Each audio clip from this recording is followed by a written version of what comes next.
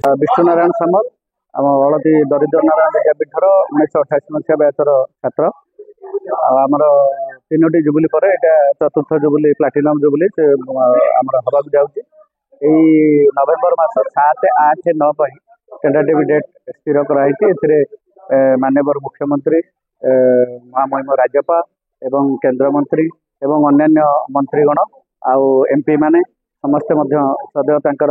देइचंदी consent देइचंदी रहिबा ए programme को success करिया एवं एथि सहित पुरातन छात्र छात्री समस्त को आमे विभिन्न मीडिया माध्यम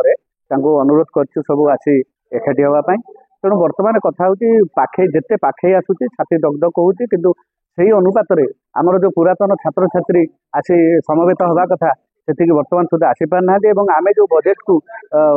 टार्गेट नहीं से बजेट को बर्तमान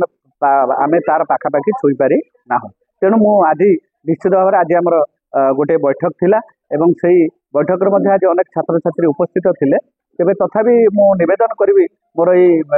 माध्यम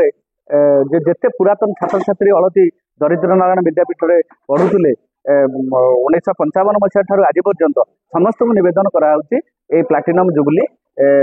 6 नवेम्बर 7, 8, 9 स्थिर कराई तेणु समस्ते एथिरे आसी सहयोग करंतु समय दिंतु एवं प्लाटिनम जुबली के सक्सेस कर।